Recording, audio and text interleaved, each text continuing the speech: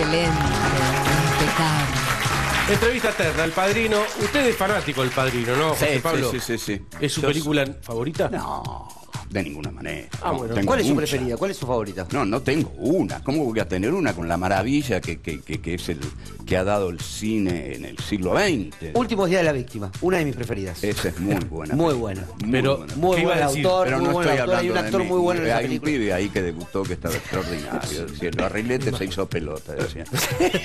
En 1982. Qué sentido. ¿Pero qué iba a decir del Padrino? Bueno, del Padrino puedo decir muchas cosas. Primero, es cierto que Brando estaba caído.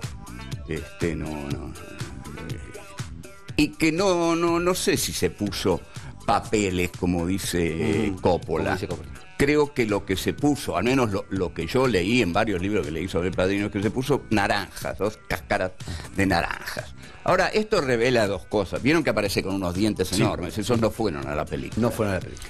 Revela 2 cosas de Brando, que era muy, muy ingenioso, pero también que tendía a las sobre o mini actuación, pero que esas 2 naranjas es lo mismo que cuando se rapa para Apocalypse Now. Nadie le pide que se rapa. Kurtz no estaba rapado, pero eso es la genialidad de Brando. Aquí está Brando, me rapé para esta película, como me puse cáscaras de naranja. Veo que se para- quería matar cuando llegó para- pelado para Apocalipsis Now, ¿no? No tengo esa versión. Sí, me parece que Se habrá habían que- contratado un galán y de pronto llega un señor gordo así todo pelado que lo tuvieron que esconder atrás de la sombra. Ajá, sí, bueno, puede Claro. ser, yo me hubiera matado realmente. Yo no le hubiera dado el papel de Apocalipsis Now a Brando, pero bueno, dejemos eso. Al Padrino, sí, es una de mis películas predilectas. Lo último que dijo Sofovich le decían El Padrino. Sí. Creo que lo que tiene El Padrino es que se basa bastante en la primera Scarface, que se hizo en 1932, 33, 34, con Paul Mooney y dirigida por Howard Hawks, donde Howard Hawks, el director, decía: esta película no va a ser superada porque aquí nosotros inventamos todas las maneras posibles de matar. Y Coppola lo supera. Sí. Incluso está el tipo de Miami, al que mira así, le meten, eso fue histórico, le meten un balazo en un vidrio. Y además, la pregunta es la siguiente: hay una humanización del mafioso. Porque acá, cuando lo vemos a Pacino llorar con tanto dolor que a uno lo deja compungido, porque ve morir a su hija, uno dice, pero los mafiosos son buenos, están llenos de buenos sentimientos. Y sin duda, por su familia, sí, pero después matan a cualquiera. No tiene ningún Es problema. decir, no vemos una película de asesinos. Vemos una película de un muy buen padre, que es Don Corleone, que quiere mucho a uno de sus hijos, que es Michael, que lo hace Al Pacino muy bien, hicieron muy bien. Y vemos lo que yo llamo la más grande mentira del cine, que es que Al Pacino, es decir, Michael, mata a su hermano, lo hace asesinar Así, sí, a Casale. Sí. Fredo. Alfredo. Bravo.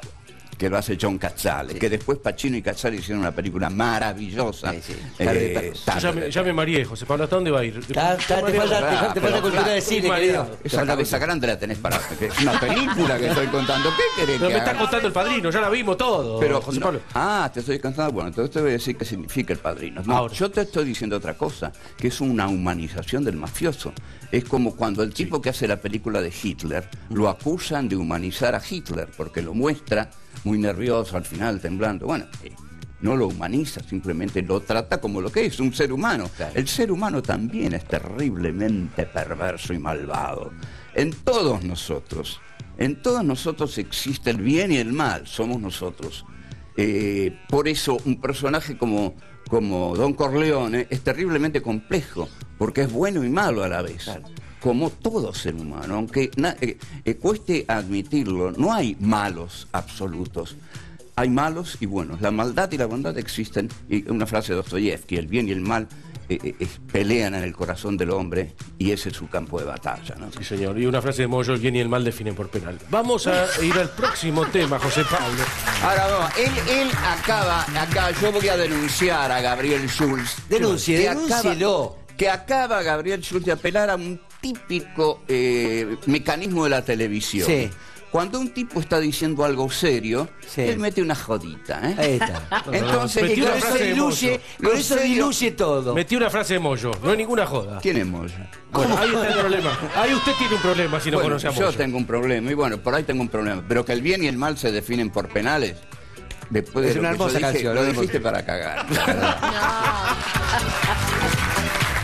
Si seguís así vas a poder poner una productora. Sí, te Sí, escuchamos, Gabriel. vamos a ver nuestra sección Elecciones 2015. No diga. Sí, señor, analizando la oferta electoral a meses de las PASO.